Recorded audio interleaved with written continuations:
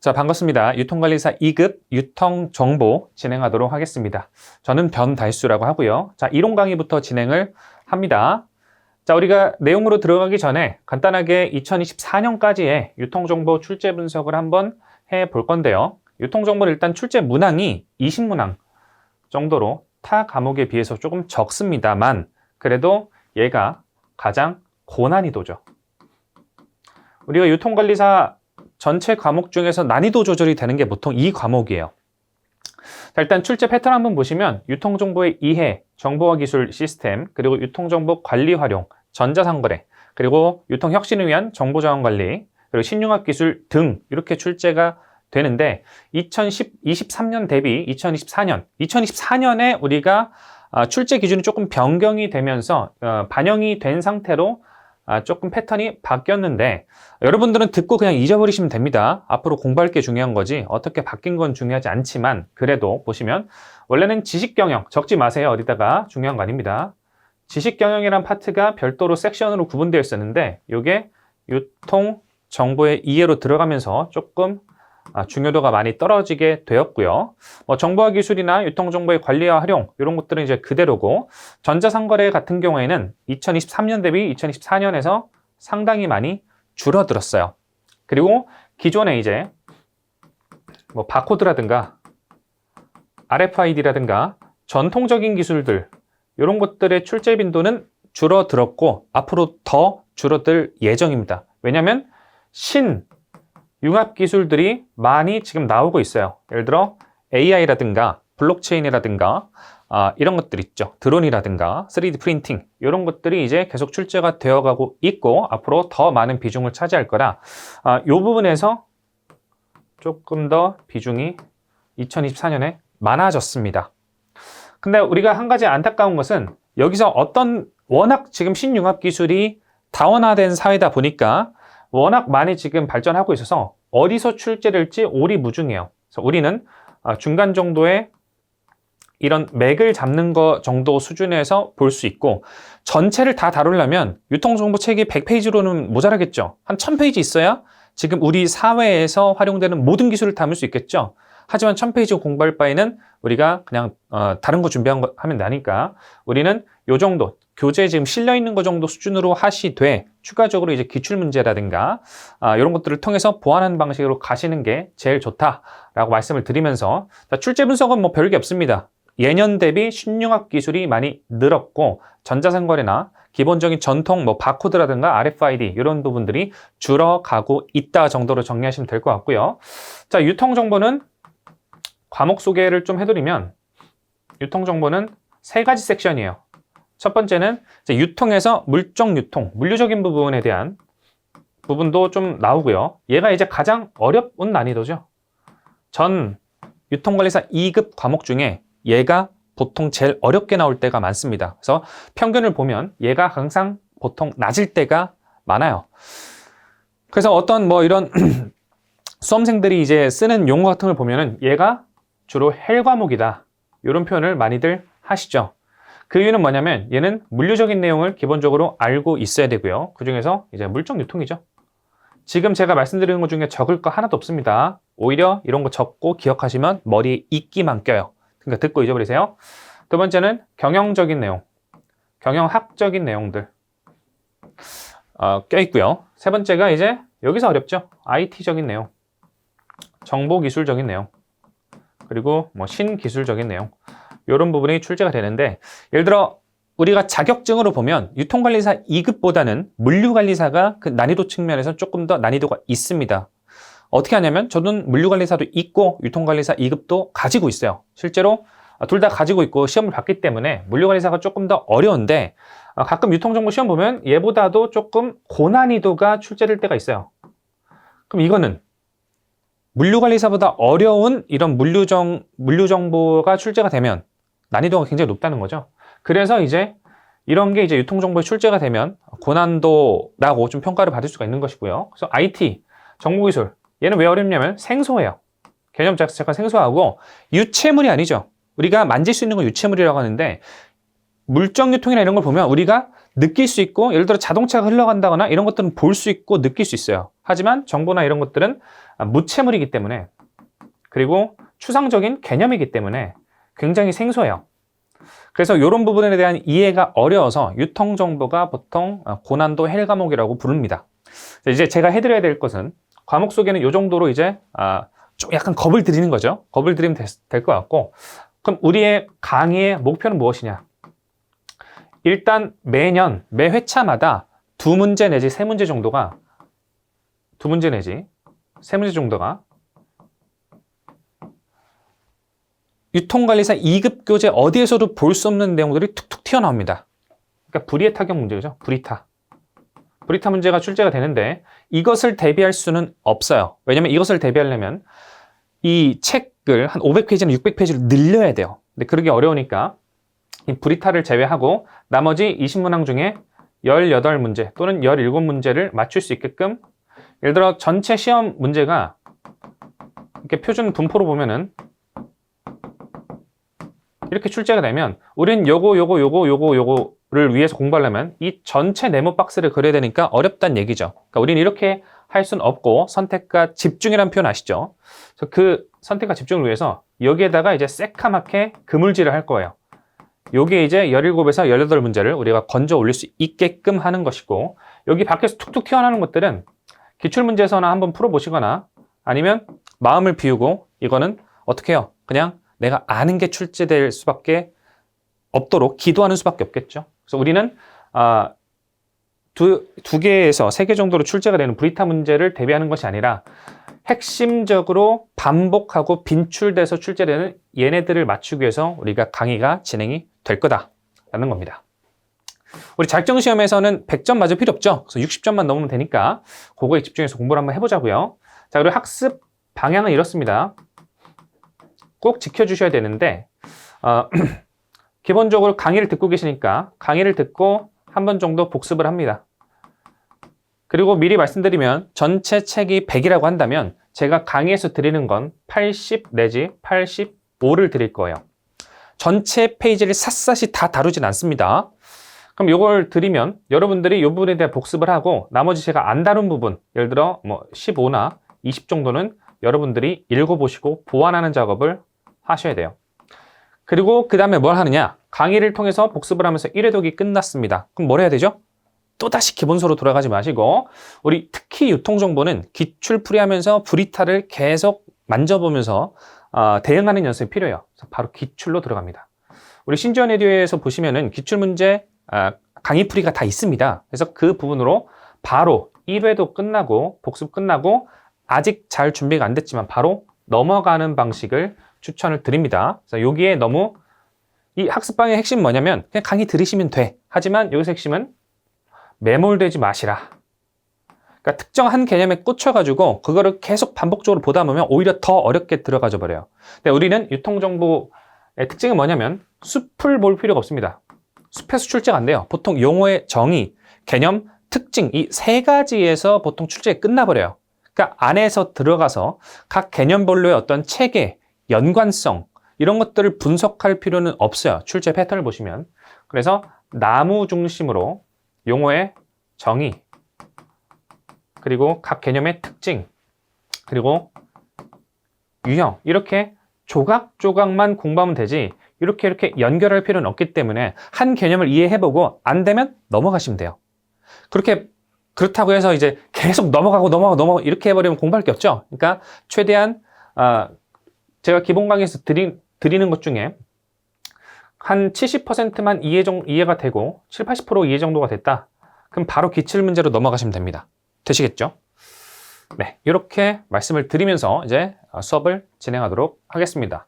자, 유통정보 챕터는 이렇게 1챕터부터 5챕터까지 구성이 되어 있고요. 자, 각 챕터별 소개는 별도로 안 드릴게요.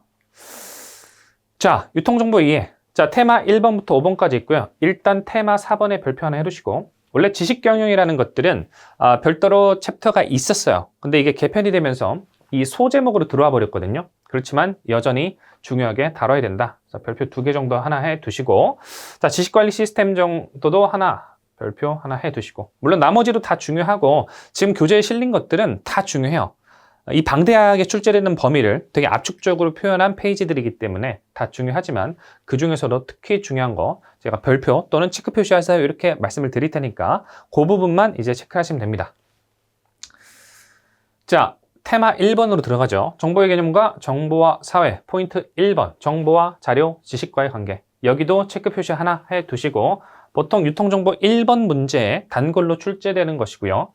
자, 여기 그림이 있는데 그림은 크게 집중하지 않으셔도 되고 자, 자료, 정보, 지식 요 세 가지의 관계를 우리가 체크를 하는 게 시험 패턴에서 굉장히 중요합니다.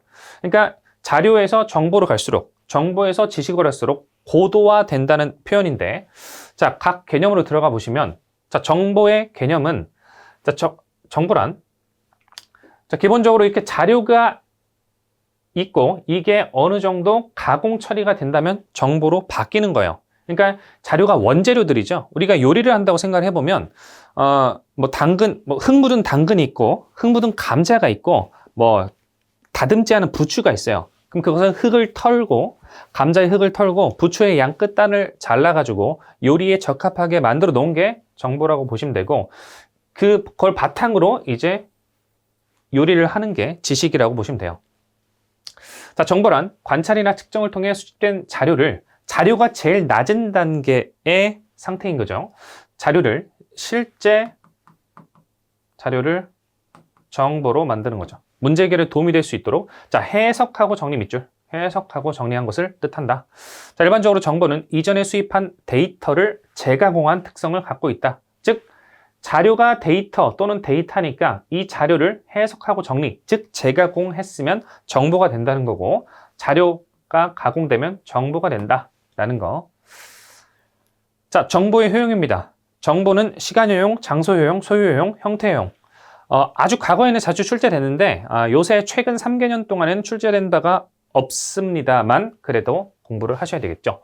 자, 시간 효용은 정보는 의사결정자가 필요한 시기에 제공되어야 되는 적시성이 있으면 있을수록 뭐예요? 고급 정보가 된다는 거죠. 효용이 높다라고 볼 수 있을 거고 타임 유틸리티라고 부릅니다. 의사결정자가 필요한 시기에 있어야 되겠죠. 이미 의사결정이 끝나고 난 다음에 제공된 정보는 시간 효용이 적다고 평가할 수가 있겠죠. 자, 장소 효용. 정보에 쉽게 접근할 수 있을 때 정보의 효용은 높아진다. 어떤가 무슨 레시피를 얻어야 되는데 그 자료가 옛날 무슨 우리가 게임 같은 거 하다 보면 어느 괴물을 쓰러뜨리고 저기 마법사의 고서 위에 있는 여기 책장에서 있는 자료를 구해야만 그런 정보를 구해야만 우리가 어떤 마을을 구할 수 있다고 한다면 장소 효용이 굉장히 떨어지는 거죠. 간단하게 인터넷 서치나 검색 등을 통해서 우리가 바로바로 얻을 수 있으면 그것은 장소 효용이 매우 높다고 볼 수 있습니다. 그래서 인터넷과 온라인 시스템을 통해서 우리가 서점에 있는 것보다는 인터넷 서점, 인터넷으로 우리가 서치해서 찾는 게 훨씬 더 빠르죠. 그게 시간 효용과 장소 효용을 최대화한다는 겁니다. 그러니까 오프라인 서점에 있는 것보다는 온라인 서점에서 우리가 정보를 얻는 게 장소 효용이 높다 할 수 있고 자, 정보 소유자는 다른 사람에게 정보가 흘러가는 것을 통제할 수 있을 때 정보의 가치를 높게 인식하는데 자, 대표적으로 적지 마세요. 레몬마켓이라는 개념이 있죠. 이게 뭐예요? 예를 들어 중고차 시장이 레몬마켓인데 우리는 차에 대해서 잘 압니까? 중고차 딜러랑 우리가 있어요. 그럼 중고차에 대해서는 자동차에 대해서는 누가 더 잘 알까요? 당연히 중고차 딜러가 잘 알 확률이 높겠죠. 그럼 중고차 딜러는 계속 우리가 정보가 없고 어떤 차가 좋은 차인지 모르기 때문에 계속 안 좋은 차를 비싸게 팔려고 할 거예요. 왜? 중고차 딜러가 자동차라는 정보에 있어서 정보를 통제할 수 있기 때문에. 그죠? 정보가 흘러나가는 건 통제할 수 있죠. 왜? 모르니까. 그럴 때는 이제 레몬마켓이 형성되고 소비자는 계속 피해를 본다는 게 레몬마켓의 정의인데, 즉 정보 소유자는 다른 사람에게 정보가 흘러가는 것을 통제할 수 있을 때 그 가치를 높게 인식한다. 나만 아는 정보, 특종 이런 것들이 소유 효용이 크다고 보는 것이죠. 자, 정보 형태가 의사결정자의 요구에 보다 밀접하게 부합될수록 정보의 효용은 높아진다. 예를 들어서 제가 위염에 걸렸어요. 그럼 저는 이제 환자 입장에서 위염이니까 어떤 걸 먹으면 좋을지 어떤 음식에 대한 정보를 알고 싶은데 예를 들어 그 정보의 형태가 의사들이 보는 되게 어려운 용어를 쓰는 그런 형태로 되어 있어요. 그럼 환자인 내가 그런 어떤 의사가 보는 의학 정보를 봤을 때 형태 효용이 높다고 느낄까요? 아니죠. 그것보다는 환자 입장에서는 당연히 가치로 따지면 의사들이 보는 정보가 가치는 높겠지만 환자의 형태 효용에 있어서는 의사의 어떤 전문 고급 그런 서적이나 논문 이런 것들보다는 내가 이해할 수 있을 정도의 어떤 음식이라든가 어떤 내가 뭘 먹어야 위험에 좀 효과적일까 이런 것들이 환자가 느끼기에는 형태 효용이 높다고 느낄 수 있다는 것이죠. 자, 간단하게 보시면 되고 넘어갑니다. 자, 자료의 개념입니다. 우리가 자료가 재가공되면 정보가 된다고 했어요. 정보는 받고 자료를 보시면 자, 자료는 수, 단어 등의 형태로 된 단위로 연구나 조사 등의 바탕이 되는 재료예요. 원재료입니다. 음식 할 때 아예 원재료를 얘기를 하는 거죠. 자, 1차 자료와 2차 자료 옆에다가 체크 표시 하나 해두시고 최근에 출제된 바 있죠. 자, 1차 자료는 현재 당면한 문제를 해결하기 위해서 발로 직접 뛰어서 직접 조사한 자료예요. 예를 들어선 인터뷰 같은 게 있죠. 인터뷰를 통해 얻은 자료들, 이런 것들이 대표적이고, 자, 2차 자료는 비용과 시간을 단축하기 위해 기존 자료를 간접적으로 수집한 것을 말한다. 이런 것들은 이제 뭐 학술, 연구 자료, 이런 것들이 대표적인 2차 자료가 되겠죠. 뭐가 더 시간이 오래 걸려요? 학술 연구 자료를 간단하게 보는 게 시간이 더 오래 걸려요? 인터뷰 따는 게 더 시간이 오래 걸려요? 얘가 더 오래 걸리죠. 그래서 1차 자료를 얻는 게 2차 자료를 얻는 것보다 시간적으로는 더 오래 걸릴 수 있다라는 거 말씀드리면서 자, 지식으로 넘어갑니다. 자, 지금까지 본 게 데이터, 즉 자료죠. 계속 복습하시면서 정보, 그 다음에 데이터가 가공이 되면 정보가 되고 이 정보가 지식으로 되는 내용을 지금 볼 거예요. 자, 어떤 특정 목적 달성에 유용하도록 정보를 추상화하고 이 정보를 추상화하면 지식이 된다네요. 자, 그래서 추상화의 밑줄, 추상화하고 일반화한 것으로 정보가 동종의 정보끼리 집적되고 일반화된 형태로 정리되면 지식으로 발전되게 된다. 그러니까 정보가 여러 개 있어야 되겠죠. 그러니까 아까 이제 요리하는 걸로 계속 이어서 설명을 해보면 그 당근을 씻고 감자를 씻고 부추를 다듬고 이러한 여러 가지 원재료, 즉 데이터를 가공한 정보들이 여러 개 있어야만 비로소 뭐 카레를 만들든지 스프를 만들든지 아니면 뭐 야채 튀김을 만들든지 그 만들어낸 게 지식이라는 거예요. 그러려면 정보들이 뭉치고 일반화되고 정리되어야 지식으로 발전한다는 거죠. 중요한 건 자료, 정보, 지식 단계로 흘러간다는 얘기입니다. 일반적으로 데이터에서 정보를 추출하고, 맞죠? 정보에서 지식을 추출하고 한다는 거죠. 그래서 보통 이제 시험은 자료와 정보, 지식에서 보통 출제가 되는데 여기까지 정리해두세요. 이 지식이 개인적으로 경험화되고 더욱더 추상화되고 경험칙, 휴리스틱 기법들이 담기게 되면 지혜로 바뀝니다. 그러니까 단순하게 원재료 갖고 씻고 요리해가지고 지식 만드는 건 누구나 할 수 있지만 여러분들 된장찌개 원료들이 흙 묻은 원료들이 데이터였고 그걸 가공한 원재료들이 정보였고 이걸 바탕으로 예를 들어 된장찌개라는 지식을 만들어냈어요. 근데 이 된장찌개를 맛있게 만드는 건 지혜라는 겁니다. 무슨 말인지 아시겠죠? 그러니까 지혜가 가장 고차원에 있는 거라고 보시면 돼요. 책에 설명은 안 되어 있지만 그래서 데이터, 정보, 지식 그리고 이게 지혜로 발전하는 게 적절하다라는 겁니다. 자, 형식지와 암묵지는 여기서 프리뷰만 해보고 이 별도 챕터가 있으니까 그때 보도록 하시죠. 자, 형식지란 문서와 매뉴얼로 데이터베이스화한 지식을 말하면 그러니까 뭐 문서 대장에 우리가 직접 볼 수 있게 자동차 같은 거 사고 나면 자동차 매뉴얼 있죠. 그런 것들로 우리가 지식을 파악할 수 있는 게 형식지고 암묵지는 개인이 경험과 노력으로 체화된 지식을 말한다. 그러니까 운전 교습 매뉴얼 같은 것들은 그걸 보고 어떤 자동차의 기능이나 운전할 때 기능 이런 건 알 수 있지만 비 올 때 어느 정도 각도로 샥 틀어야 차가 안 미끄러지고 확 돌 수 있는가 이런 것들은 뭐예요? 암묵지라는 거예요. 그러니까 뭐라고 내가 말로 설명하는 건 아니지만 내가 느낌으로 알고 있는 느낌적인 느낌으로 내가 체득하고 있는 걸 우리는 암묵지라고 부릅니다. 되시겠죠? 별도 챕터 있으니까 거기서 보도록 하고 자, 자료와 정보, 지식 간의 관계입니다. 자, 구조화를 보시면 이 방향이 중요한 거예요. 구조화가 자료는 쉽고 간단하고 정보는 중간 정도이고 지식은 구조화하기가 어렵습니다. 점점 고차원적으로 올라가니까 그런 것이죠. 자료 자체는 부가가치가 적어요. 흙 묻은 감자보다는 흙을 닦고 세척 잘해가지고 탁탁탁탁탁 다듬은 그런 이제 중간 감자가 부가가치가 중간인 것이고요. 그 감자를 통해서 감자전을 만들거나 아니면 감자튀김을 만들면 이제 부가가치가 많아지게 되는 것이죠. 그런데 그 감자튀김을 맛있게 만드는 게 이제 지혜라는 것이죠. 그러니까 지식은 누구나 가질 수 있지만 지혜는 누구나 가질 수는 없어요. 자, 자료는 객관성이 있고 정보는 가운데 성향이고 지식은 주관적이고. 자, 적용 범위는 한번 읽어보시고 그냥 개략적으로만 파악하시면 되겠습니다. 자, 바람직한 데이터가 갖추어야 할 특성입니다. 별표 2개입니다. 매우 중요한데, 자, 데이터는 어떤 특성을 갖춰야 되느냐? 일단 정확해야 돼요. 첫 번째, 정확한 자료에 근거해서 실수나 오류가 개입되지 않아야 하고 정확하게 전달해야 된다. 예를 들어서 매출 자료를 우리가 요청을 했을 때, 매출 데이터를 요청했을 때 오늘 30만 원 팔렸을 수도 있고요. 50만 원 팔렸을 수도 있고 이러면 자료를 쓸 수 있어요? 없죠. 그러니까 정확해야 되고요. 두 번째, 정보는 의사결정과 관련성이 있어야 됩니다. 즉 목적의 정보가 부합되어야 합니다. 그러니까 나는 이제 홈쇼핑 사장인데 내가 알고 싶은 경우는 30대 여성이 우리 홈쇼핑몰에 우리 홈쇼핑에서 모자를 몇 개 사는지 알고 싶은 거예요. 근데 갑자기 다른 정보야. 뭐 오이소박이 만드는 정보. 그건 나한테는 아무런 관련성이 없는 거예요.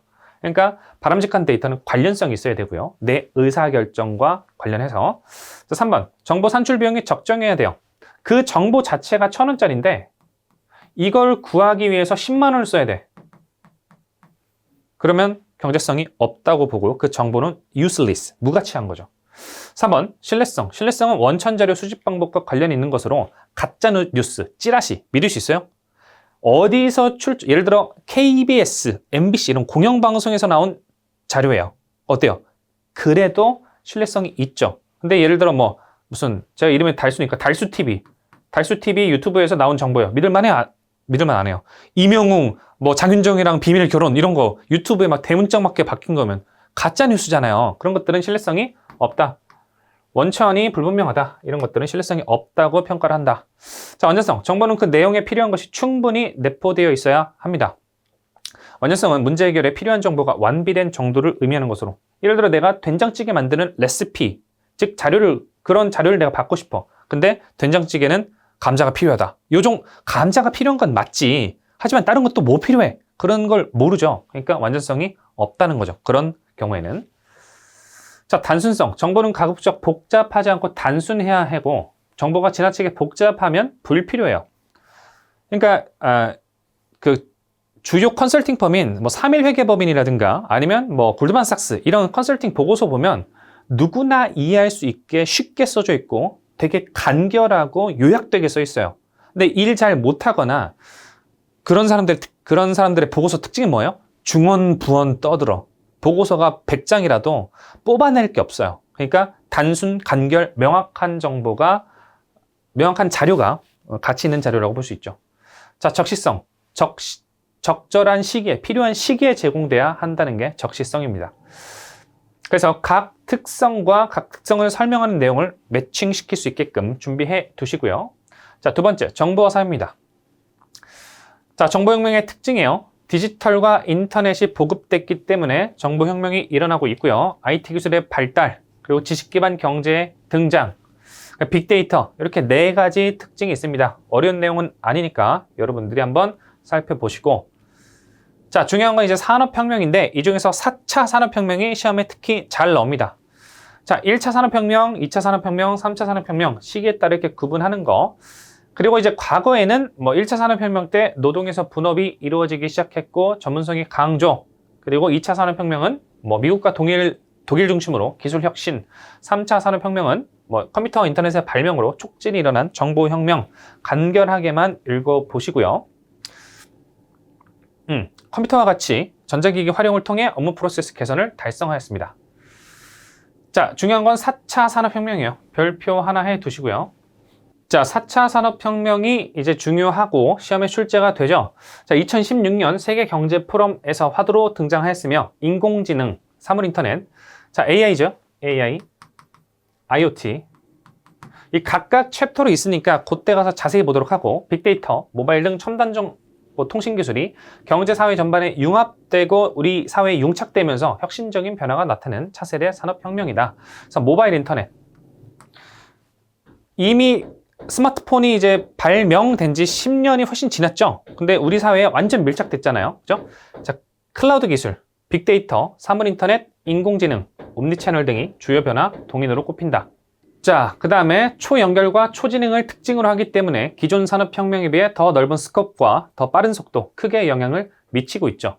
그러니까 4차 산업혁명의 특징은 우리 사회를 1차, 2차, 3차보다 더 빠르게 변화시킨다는 특징이 있습니다. 자, 그리고 시험에 자주 나오는 게 이제 5번이죠. 자, 기존의 산업혁명 시대에서는 토지, 노동, 자본 중 노동의 가치, 그리고 토지의 가치를 중요하게 생각했어요. 그리고 자본도 굉장히 중요하게 생각했는데 그중 노동 가치와 토지 가치는 점점 줄어든다는 거죠. 왜냐면 오프라인에 많은, 예를 들어 유통업체를 생각해보면 유통업체는 오프라인 매장을 열었다가 이젠 어떻게 돼요? 유통 매장을 철수하고 다 온라인으로 들어가기 때문에 토지가 필요해요, 안 필요해요? 필요가 없죠. 그죠? 아니, 완전 필요가 없는 건 아니지만 예전보다 그 규모가 줄었어요. 근데 유통업체를 잘 모르시는 분들은 우리 은행 생각해 보세요. 옛날에는 은행에 각 지점들이 엄청나게 많았습니다. 요새는 어때요? 하나 둘씩 자세히 보시면 은행이 하나 둘씩 철수를 하고 다 모바일이나 온라인으로 이동하고 있어요. 왜냐면 창구를 둘 필요가 없다는 거죠. 이미 앱으로 다 되죠. 그러니까 토지의 중요성은 별로 필요 없죠. 노동 중요하지 않죠. 왜요? 예전에는 모든 것들을 사람이 했어야 되는데 요새는 뷔페 이런 데 가봐도 다 로봇이 마라탕 끓이고 로봇 팔로 말아주고 이럽니다. 그런 거라는 이제 로봇 팔 대표적인 기업이 적지 마세요. 레인보우 로보틱스라고 로봇 팔 기업이거든요. 그럼 이 회사에서 로봇 팔을 사면은 매일 거기 앉아가지고 이제 마라탕에 국물 붓고 면 끓여가지고 뷔페 가보셨죠? 요걸 해주는 사람들의 노동력이 이제 필요가 없고 다 기계로 대체된다는 얘기예요. 조금 더 발전하면 기계의 어떤 센서가 조금 더 발전하고 로봇팔 산업이 조금 더 성장하게 되면 스시를 만드는 사람도 없어질 수 있다라고 생각을 하고 있다고 하더라고요. 그래서 노동의 가치나 토지의 가치가 많이 줄어들고 있고 자본은 여전히 그래도 중요하긴 합니다. 왜요? 자본이 있어야 로봇 기술을 개발하고 설계하고 R&D를 투자하고 하기 때문에 자본은 여전히 중요하긴 합니다만 노동의 가치가 토지의 가치도 이제 줄어듭니다. 그러니까 여기서 지금 표현은 노동의 가치가 토지와 자본에 비해 중요도가 작아진 특징이 있는데 노동이 제일 쉽게 얘기해서 가치가 없어졌고요. 그 다음이 이제 여기서는 토지는 노동보다는 여전히 가치 있긴 하지만 토지도 별로 필요가 없어졌어요. 무슨 말인지 아시겠죠? 네. 자, 정보사회에서 기업 환경의 변화입니다. 자, 1번. 글로벌 시장체제로의 전환으로 인해 기업 간 경쟁이 이제 점점 심화되고 있습니다. 자, 기업체를 저는 본 직업이 컨설팅을 하는 직업이라 기업체를 많이 다니는데 내수로는 우리나라가 먹고 살 수가 거의 없다는 얘기예요. 그 말은 즉슨 뭐냐면 우리나라는 인구가 예를 들어 5,500만이라고 잡아본다면 일본 같은 경우는 내수 인구가 1억 정도가 넘기 때문에 무언가를 개발하면 내수에서 다 그 내수 시장이 받아줘요. 그러니까 수출로 그렇게 안 나가도 내수가 받아지기 때문에 뭐 연구개발이나 이런 걸 열심히 해도 돼요. 근데 우리나라는 무언가를 어떤 신제품을 개발하면 이 5,500만 내수로는 거의 받아들일 수가 없기 때문에 그러니까 시장이 적다는 거죠. 그러니까 무언가를 만들었으면 사람이 많아야 팔릴 거잖아요. 그러니까 이 시장이 내수가 적기 때문에 다 어때요? 외국으로 나간다는 거죠. 외국으로 이제 팔아야 된다는 거죠. 그러면서 기업 간 경쟁이 점점 심화되고 있고요. 자, 소비 패턴이 다양화되고 고급화. 왜요? 고객의 만족 기준이 많이 높아졌고 그리고 이제 소비도 다양해졌기 때문에 소품종 대량 생산 시대에서 다품종 소량 생산 시대가 되었고 이제 옛날에는 한번 물류가 이동하기 어렵기 때문에 소빈도 배송, 대량으로 소빈도 배송이 있지만 요새는 어때요? 매 시간마다 배송 오기도 하고 새벽 배송 오기도 하고 그렇기 때문에 다빈도 배송으로 바뀌었죠. 자, 제품 수명 주기는 단축되고 있고요. 지식 집약 사회로의 전환. 자, 제품 수명 주기는 뭐냐면 한 제품이 만들어졌을 때 옛날에는요. 어떤 한 제품이 만들어지면 이게 굉장히 오랜 시대를 풍미했어요. 예를 들어 아주 옛날이지만 여러분들 기억 못 하실 수도 있지만 갤럭시 2가 나왔을 때는 그 갤럭시 2가 전성기를 구가하던 시절이 굉장히 길었습니다. 그죠? 스마트폰인데도 불구하고. 근데 이제 점점 어때요? 점점 새로운 폰이 나오면수록 그 수명이 점점 짧아요. 그 다음 새로운 폰, 그 다음 새로운 폰. 이렇게 점점 짧아지고 있습니다. 스마트폰도 지금 점점 짧아지고 있는 시대인데 다른 공산품도 마찬가지로 제품의 수명은 점점 짧아지고 있죠. 여기서 말하는 건 제품 내구도를 얘기하는 게 아니에요. 점점 잘 망가진다는 뜻이 아니라 그 제품이 금방 사람들이 실증 나서 시장에서 퇴출당한다는 거죠. 그래서 도입기, 성장기, 성숙기, 쇠퇴기의 주기가 짧아져가지고 빨리빨리 시장에 맞는 새로운 제품을 개발하지 않으면 그 기업은 퇴출돼 버린다는 얘기가 되겠습니다. 자, 지식 집약 사회로 전환되고 있고요. 글로벌화에 따라서 기업 간, 글로벌화니까 큰 시장을 상대해야 되다 보니까 각 기업들 간의 규모가 작은 기업들 간의 협약이나 이제 협력을 하지 않으면 이제 대응하기가 어렵게 됐죠. 자, 정보사의 문제점은 소수의 정보 독점에 의한 독재가 정보도 위에 있는 사람들한테만 주로 가는 경향이 있어요. 저보다는 정치인들이, 국회의원이 고급 정보를 가질 확률이 높겠죠. 아무래도 저보다는 일반 사원보다는 우리 대표님들이 기업 운영에 있어서 고급 정보를 가지고 있을 확률이 높겠죠. 그래서 독점이 발생될 수가 있고, 그래서 국가정보원을 보시면 여기가 하는 일이 뭐예요? 정보를 모으는 거죠. 여러 정보를 모아서 어때요? 힘이 세요, 약해요? 힘이 세죠. 국정원의 힘이 센 이유는 정보가 모이기 때문이에요. 자, 정보 과잉 현상이 너무 발생해서 사람들이 이제 주의력 결핍도 많이 일어나고 너무 많은 정보 형수가 있는 것이고, 정보 범죄가 증가하고 프라이버시가 침해되고 정보 격차로 인한 국가 간 불평등 심화하고 이런 문제점도 있습니다. 자, 그 다음 테마가 유통혁명입니다. 자, 유통혁명은 뭐냐면 한마디로 정의하면 도매상이 무용하다는 얘기예요. 도매상이 이제 쓸모가 없다라는 얘기입니다. 전통적인 유통 경로가 생산자가 있고 그 판매한 걸 대량으로 도매상이 구매를 하고 그 도매상이 조금씩 소비자를 상대하는 소매상한테 넘기고 그 소매상이 최종적으로 소비자랑 컨택을 했다면, 요새는 어때요? 요새는 저도 예를 들어 토마토를 사려면 그냥 옛날에는 마트에 가서 토마토를 샀어요. 근데 요새는 어때요? 이젠 소매상도 아니라 사실 솔직하게 얘기하면 도매상과 소매상 둘 다 필요 없는 것 같아요. 생산자, 그 농부한테 직접 사는 경우도 있어요. 요새 인터넷이 잘 돼가지고. 그래서 일단 근데 유통혁명은 아직 거기까지의 현상을 반영하지 못했고, 이론이 도매상이 무용해진다라는 거죠. 그래서 생산자에서 바로 작은 소매상들로 넘어가고, 왜냐면 정보 기술이 발달했기 때문에, 유통 체인이 이제 줄어들었기 때문에 소매상에서 바로 소비자로 이루어지는 유통 경로가, 소매상의 지배력이 강화되었고 도매상은 이제 점점 무용하다고 보는 게 유통혁명의 개념인데 자주 출제되지는 않습니다. 자, 유통업체 발전 전략은 뭐냐면 사실 유통혁명 시대를 강조한다기보다는 요새 이제 유통업체가 어떻게 진화해야 되냐면, 자, 불특정 다수를 위한 고객 전략에서 특별 하나의 고객이 1대1 마케팅으로 전환해야 된다는 거죠. 1대1 마케팅을 매스 커스터마이제이션으로 전환해야 된다는 얘기고, 요거에 관련해서는 자세한 게 또 있으니까 뒤에.